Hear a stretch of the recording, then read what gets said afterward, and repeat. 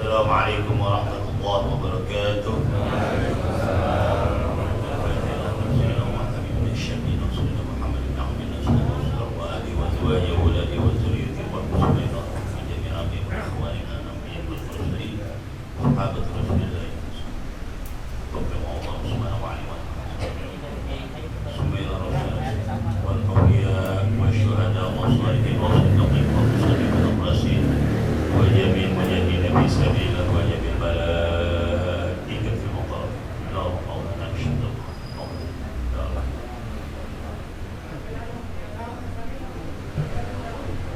آبائنا وأمهاتنا وأجدادنا وجداتنا ووالدينا وأصدقائنا وأقربائنا والمشايخ.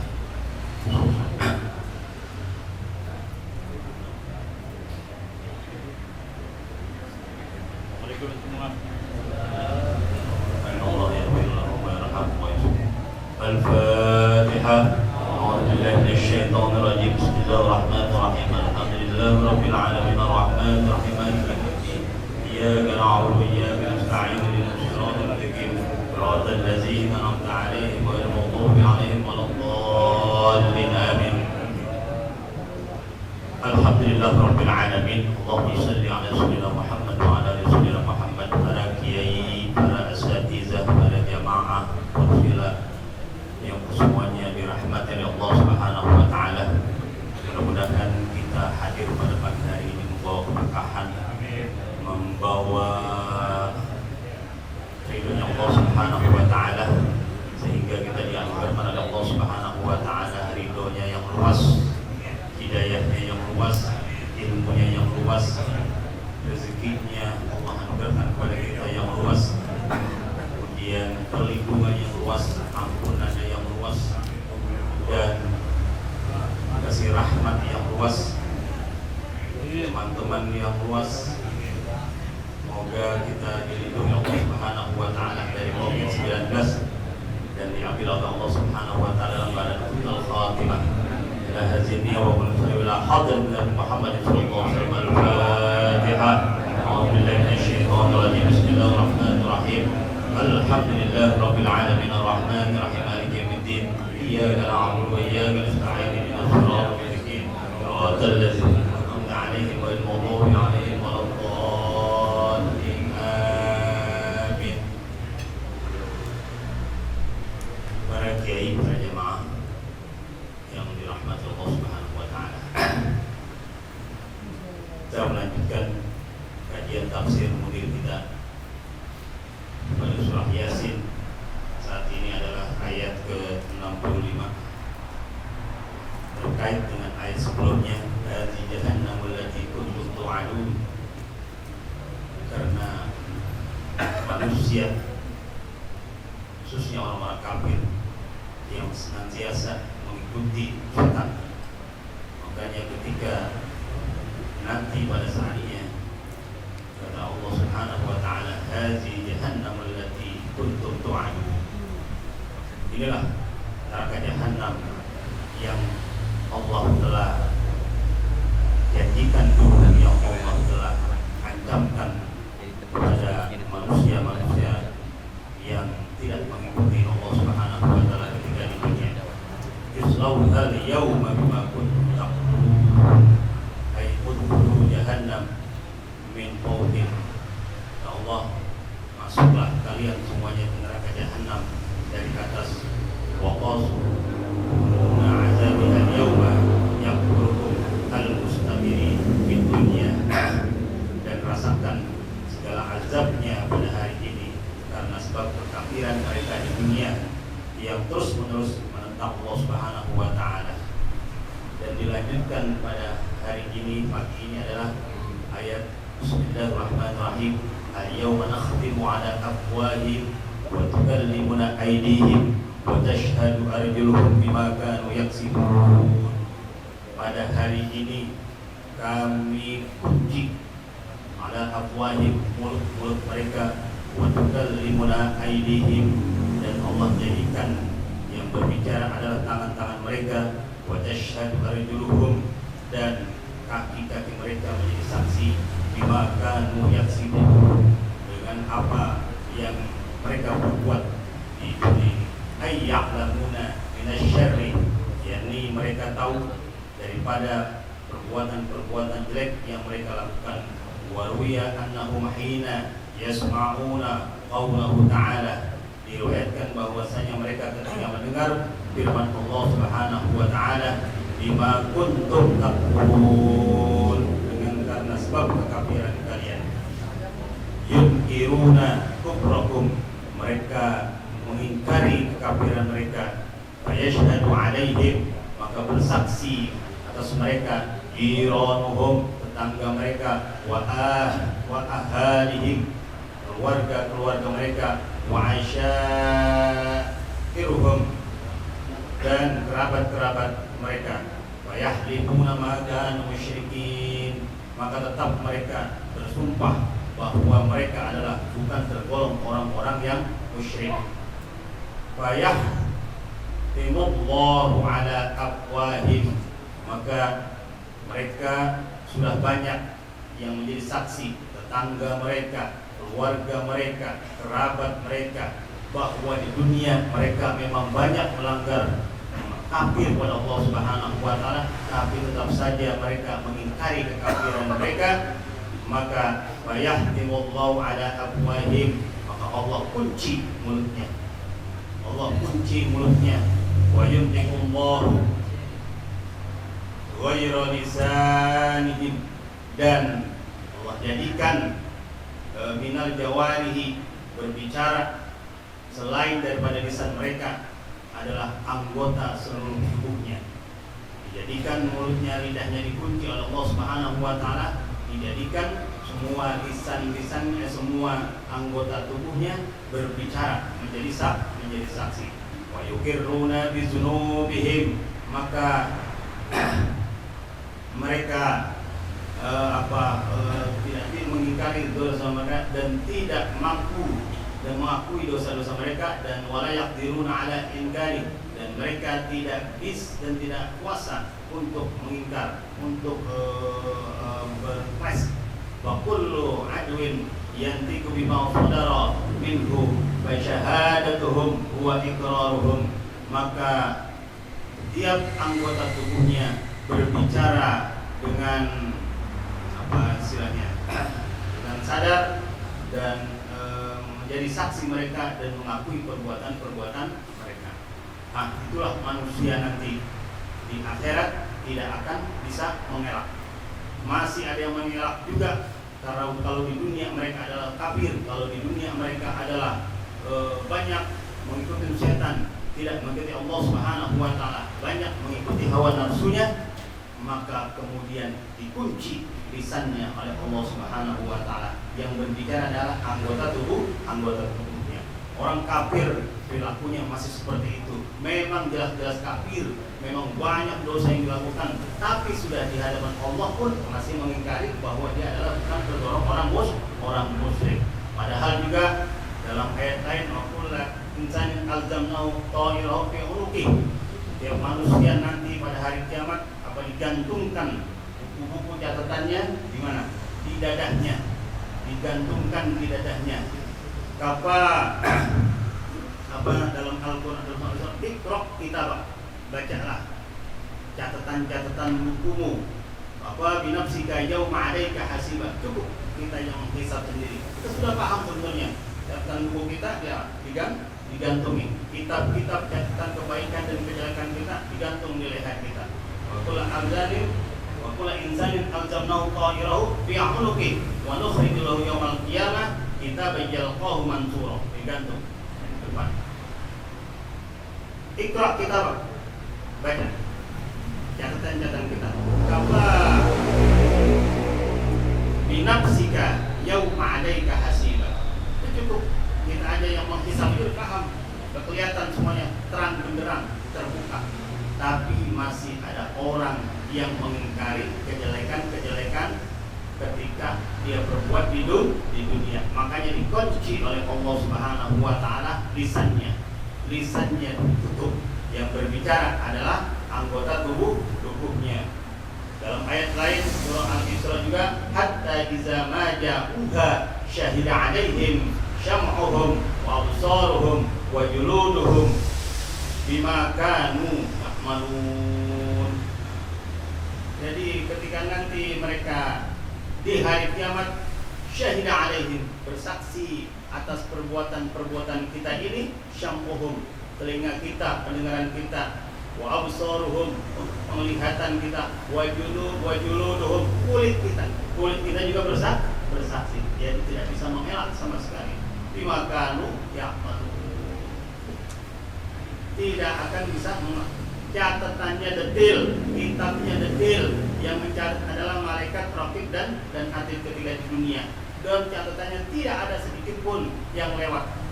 Tapi masih ada orang yang mengingkar. Saatnya inilah balasan kamu akan dimasukkan ke neraka. Tapi dia masih mengingkar juga.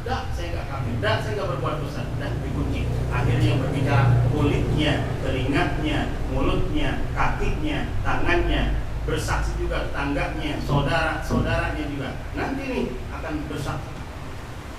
Oh jangan, si fulan itu saya tahu persis dia aktif ngaji di Porsila, istiqomah dia, bersaksi dari temannya, dari keluarganya, dari saudaranya. Insya Allah jika teman-teman kita yang menjadi saksi orang baik, jika saudara-saudara kita menjadi orang baik, kemudian kerabat-kerabat kita orang baik, dan anggota tubuh kita semuanya tidak menyaksikan apa-apa yang dilakukan kejahatan ini, insya Allah kita semuanya akan dimasukkan ke surganya Allah Subhanahu wa Ta'ala. Amin ya rabbal alamin.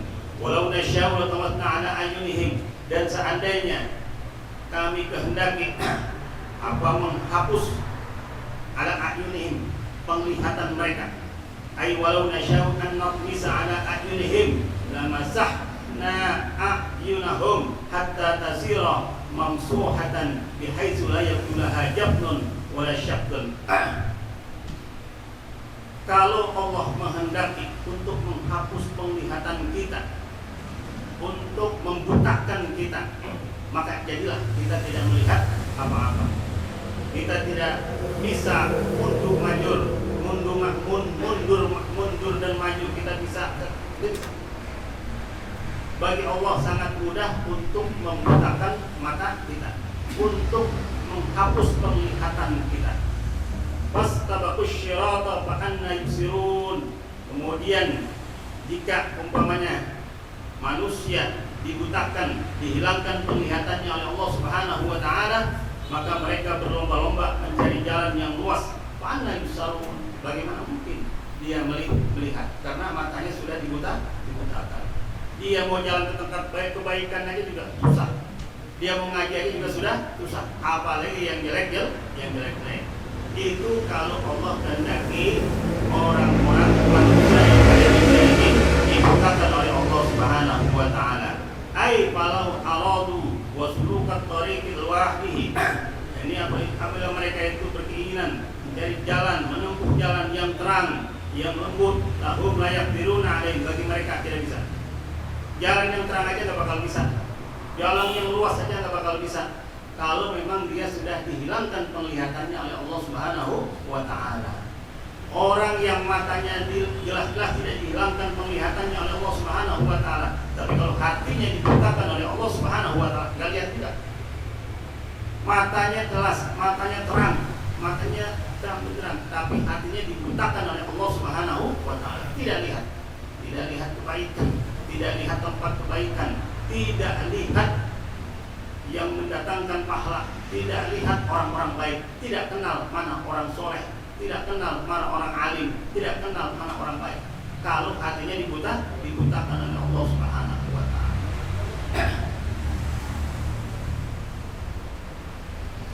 Wal murad anna qudratana izalatu ni'matil basri. Yang dimaksud bahwa kekuasaan Allah itu izalatu ni'matil basri anhum, menghilangkan nikmat penglihatan dari mereka, fayasiru umyan, kemudian jadilah mereka itu tidak melihat buta, la yaqdiruna ala taraddudi fi taraqi limasalihim, maka mereka tidak mampu untuk menempuh jalan untuk tujuan-tujuan dan kemaslahatan mereka. Walakin abqaina alaihim ni'matal basari faddan wa karama, akan tetapi Allah tidak lakukan itu. Allah tidak lakukan itu atas mereka. Nikmat penglihatan sebagai apa? Fadlan wa karamah, sebagai keutamaan, kerahiman dan kemuliaan Allah Subhanahu wa taala kepada hamba-hambanya. Allah dengan mudah, jika ada orang yang matanya setiap hari digunakan melihat maksiat, kalau Allah mau kehendaki hilang penglihatannya begitu mudah. Tapi itu tidak dilakukan oleh Allah Subhanahu wa taala. Kenapa? Karena sebagai fadlan wa karamah, keutamaan dan kemuliaan Allah Subhanahu wa taala, kerahiman dari Allah Subhanahu wa taala. Fahaqquhum ayyashkuru 'alaiha, maka hendaklah mereka, berhak mereka untuk bersyukur atas nikmat-nikmat yang diberikan oleh Allah Subhanahu wa taala. Wala yaqulu dan jangan mengingkari, jangan kafir. Bahada taubih lahum kamalat taubih. Inilah apa istilahnya, celaan yang sempurna. Artinya ejekan yang sempurna dari Allah Subhanahu wa taala. Tuh kamu coba kalau tak butakan, coba kalau tak ambil penglihatannya. Ya udah saatnya bersyukur. Lakukan mata itu untuk melihat Al-Quran, melihat ilmu-ilmunya Allah Subhanahu wa taala, melihat orang-orang soleh, melihat apa yang membawa ketakwaan kita kepada Allah Subhanahu wa taala. Sekarang mau dimasukin neraka, memang perilaku begitu, tapi masih mau mengingkar. Itulah namanya lahum kamalat taubih. Bahasa taubihun lahum kamalat taubih, adalah ejekan kesempurnaan-sempurnanya ejekan. Walau nasya'u lamasahnahum ala makanatihim, dan jika kami kehendaki untuk merubah dari atas di atas tempat mereka, wa qara'a syubbah makanatihim alal jami'. Jadi menurut Imam Syubbah dibacanya dengan jamak ala makanatihim. Kalau di atas ala makanatihim alal jami', dijamakkan. Famastata'u mudiya wa la yarji'un, maka mereka tidak mampu menempuh dan menuju jalan yang terang, dan juga tidak mampu kembali. Ai walau nasya'u la hawwalna suwarahum wa abtalna wahum bi manazilihim la yaqdiruna an yabrahu makanahum bi ikbali wala ikbari wala yarji'una ila al-hali awwali. Yakni jika kami kehendaki, kami ubah mereka bentuknya, mereka itu diubah oleh Allah Subhanahu wa taala. Wa abdalna qawwahum, dan kekuatan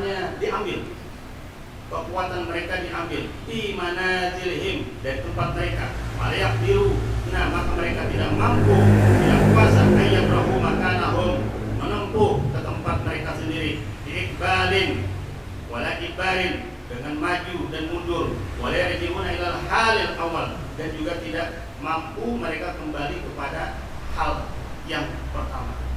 Jadi kalau Allah mau kehendaki kekuatan kita diambil, kekuasaannya, tadinya begitu berkuasa, kemudian diambil oleh Allah Subhanahu wa taala, selesai, tidak punya kekuatan apa-apa. Kesehatannya yang tadinya begitu gagah, kuat, teker, kemudian diambil oleh Allah Subhanahu wa taala, lemes dia. Apalagi yang tadinya gagah, kemudian sakit stroke, udah selesai kayaknya kehidupannya. Apanya, katanya, ininya, kemudian tidak terlalu bermanfaat dari semuanya. Itulah. Jadi dirubah oleh Allah Subhanahu wa taala bentuk mereka. Dirubahnya macam-macam. Ada yang diambil kekuatannya, ada yang kemudian yang tadinya wajahnya cantik, kemudian tabrakan, hancur wajahnya. Ada yang tadinya kakinya utuh, kemudian dia kecelakaan, kakinya tinggal satu. Ada yang dirubahnya, kemudian tangannya tadinya utuh, bagus, dirubah oleh Allah Subhanahu. Itu kalau Allah mau kehendaki dengan mudah. Kekuatannya banyak di tengah-tengah kita. Orang yang tadinya kuat, orang yang gagah perkasa, kemudian diubah oleh Allah Subhanahu wa taala seketika, kemudian dia begitu lemas, berubah kehidupannya. Itulah kalau Allah menghendaki. Wa Ali bin Abbas, dari Ibnu Abbas, ai awwalnahum kiradatan wahanan. Menurut Ibnu Abbas, orang itu dirubah, mereka itu seperti kerak. dirubah seperti kera, seperti monyet, wahanazirah, dan juga seperti babi. Ada. Orang kalau sudah dikutuk oleh Allah Subhanahu wa taala, manusia bisa berubah menjadi monyet. Kalau wajahnya tidak menjadi monyet, lagunya dah kayak monyet. Lagunya kayak monyet. Bentuknya tidak seperti monyet, tapi akhlaknya kayak monyet. Monyet bagaimana? Serakah. Monyet serakah. Dikasih pisang ambil tangan kanan, dikasih kacang ambil tangan kiri, dikasih roti pakai kaki kanan, dikasih lagi lontong ambil lokeknya, dikasih lagi taruh di mulut. Akhlaknya dirubah kayak monyet. Ada orang yang akhlaknya dirubah kayak buaya darat. Ada orang yang dirubah akhlaknya kayak lintah darat, tiap hari meresin orang, lintah darat. Ada orang yang dirubah kayak ular, pandai banget berkelit, banyak nyakitin orang, banyak ngelipet orang. Nah, kalau tidak dirubah bentuknya, dirubah oleh Allah akhlaknya. Udah, kalau akhlaknya berubah menjadi binatang, kemudian udah orang semuanya pada tidak suka dan neraka mengancam dia nanti di akhir. Ini saya jadi ingat kemarin saya baru selesai sidang berturut-turut, sidang Komisi Fatwa Majelis Ulama Indonesia Pusat.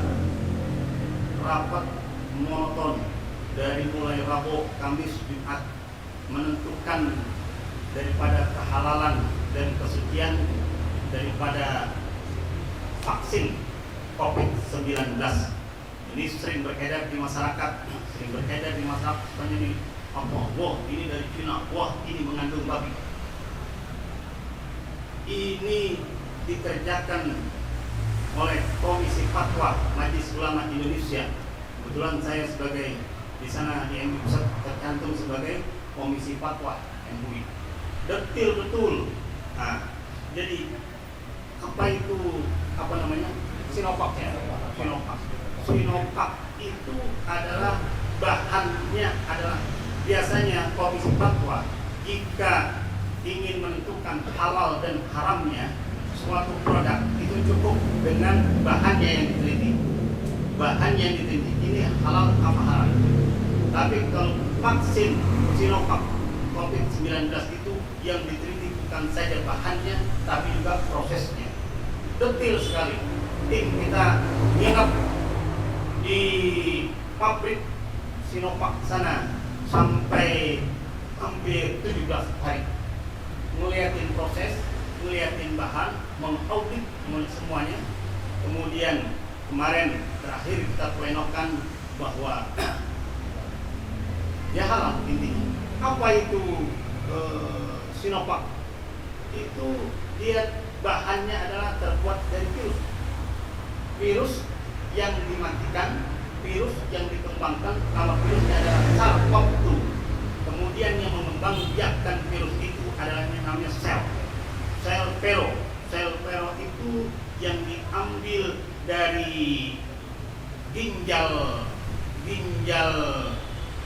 green monkey, monyet hijau yang ada di Afrika. Itu penelitian sel itu sejak tahun 1962 sampai 1970-an. Jadi bahannya dapat dikasih dari WHO. Bahannya dari WHO, kemudian antara virus yang mengembangkan ini adalah sel tumbuh dengan wadah sampai kemudian sentrifugasi, purifikasi, kemudian disaring lagi, kemudian dengan air yang jumlahnya sampai akhirnya kemudian tinggal virusnya saja yang orang isukan, wah ada babi, ada ini, wah dan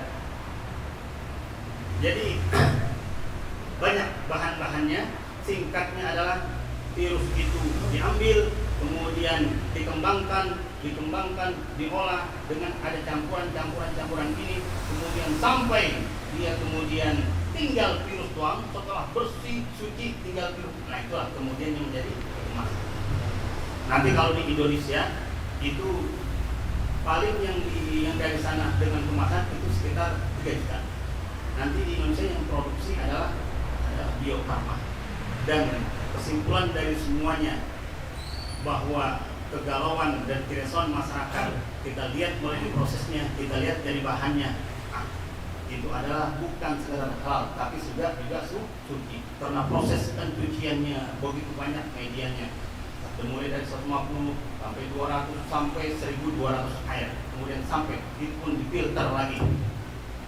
Jadi insya Allah dalam agama itu, dalam syariat, apa istilahnya, yang mahdurat saja itu halal jika keadaan darurat. Apalagi ini memang kita lihat bahan-bahannya semuanya adalah halal, bahan-bahannya adalah bersih. Tapi dalam kaidah fikih itu kan ma'ubiha lid-darurah biqadril hajah. Jadi ya ukuran kebutuhan saja. Emang vaksin itu diapain? Di sekedar kebutuhan disuntik 2 kali, tidak juga dimakan.